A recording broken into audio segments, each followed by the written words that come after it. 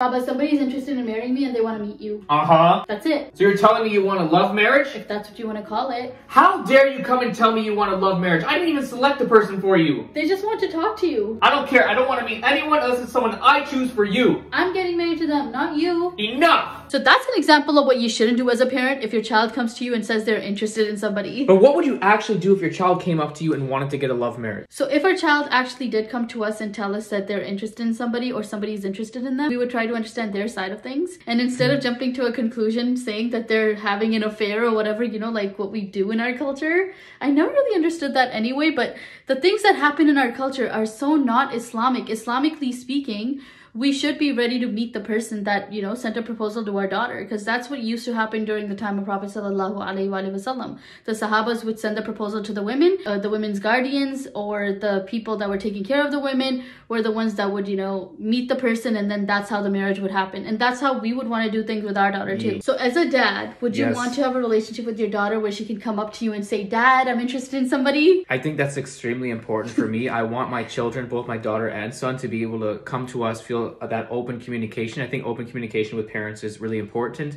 And like you said, if a child comes to us with something that's troubling them or something that's on their mind or something like this, for example, you want them to feel comfortable and that you're not judging them off the bat. You want to hear what they have to say.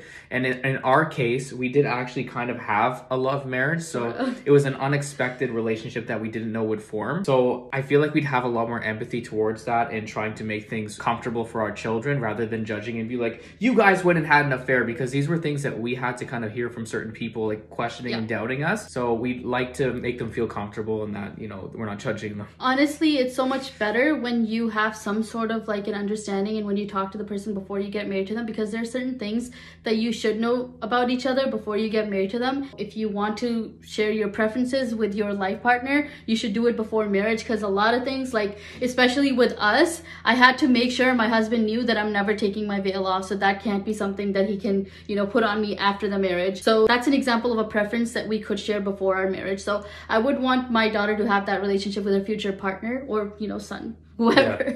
I would want my children to have that connection with their life partner before their marriage even happens. So yeah, we would not be really opposed to love marriage. We'd want to make sure that things are done in a halal way, but in order to do that and facilitate that, we need to be able to be supportive and understanding of their side of things as well. Exactly. Until next time, Assalamu alaikum.